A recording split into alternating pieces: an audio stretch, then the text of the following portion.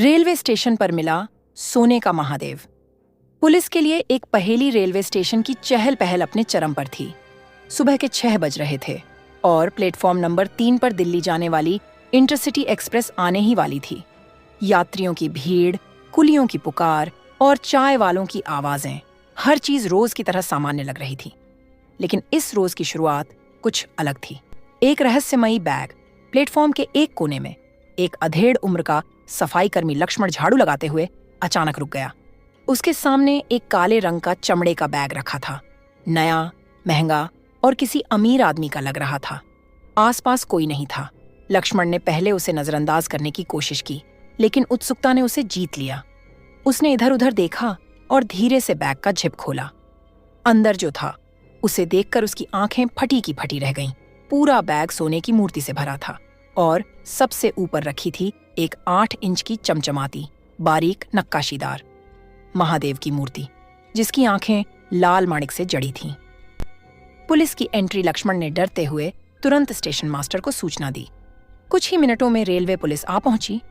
Inspector शिखा रावत, तेज तर्रार और अनुभवी, ने सबसे पहले बैग को सील किया और फिर सीसीटीवी फुटेज खंगालना शुरू किया।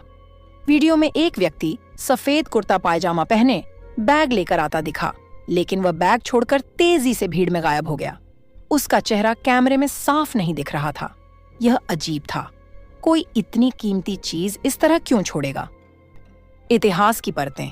फॉरेंसिक जांच में सामने आया कि मूर्ति लगभग 300 साल पुरानी है और वह वाराणसी के एक प्राचीन मंदिर से जुड़ी हुई है, जिसे 1957 के विद्रोह के दौरान लूट लिया गया था।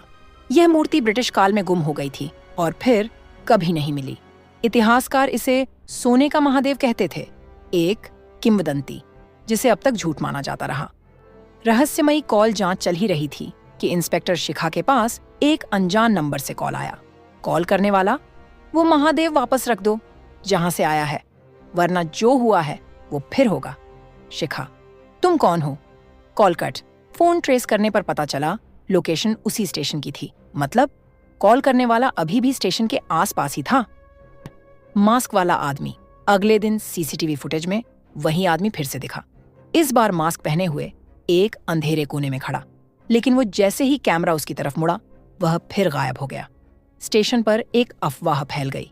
कुछ लोग कहने लगे कि मूर्ति शापित है और जिसे भी वह हाथ लगती है उसके साथ कुछ अनहोनी होती है। सच्चाई की परतें। इंस्पेक्टर शिखा ने गुप्त तरीके से पता लगाया कि वाराणसी में एक पुरानी ठगों की जमात, कालपंथी, अब भी सक्रिय है, जो खोई हुई ऐतिहासिक मूर्तियों को खोजकर उन्हें काले बाजार में बेचती है। यह मूर्ति उनकी अगली डील का हिस्सा थी, लेकिन कुछ गड़बड़ हो गई थी। शायद किसी ने पुलिस को सुराग दे दिया था और मूर्ति स्टेशन पर छोड़ दी गई। कौन था वह?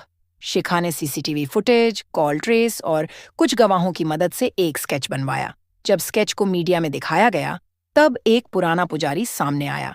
उसने कहा, यह वही आदमी है जो 15 साल पहले मंदिर से मूर्ति चुराने आया था, लेकिन फिर अचानक गायब हो गया। यह सुनते ही सब चौंक गए। तो क्या यह कोई इंसान नहीं, कोई भूत प्रेत था, या वह सचमुच कोई ऐसा व्यक्ति था जो दशकों तक गायब रहा? आज तक उस आदमी की पहचान नहीं हो सकी।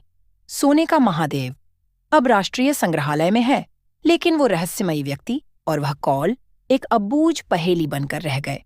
क्या यह किसी गिरोह की साजिश थी या किसी पौराणिक रहस्य की परछाई? सोने का महादेव की सच्चाई अब भी अंधेरे में है। क्या आप सुलझा पाएंगे यह रहस्य? अगर आप भी सोचते हैं कि ये गिरोह का काम है या कोई शक्ति, नीचे कमेंट करके बताएं। वीडियो अच्छा लगा हो तो लाइक करें, शेयर करें और ऐसे रहस्यों के लिए सब्सक्राइब करें।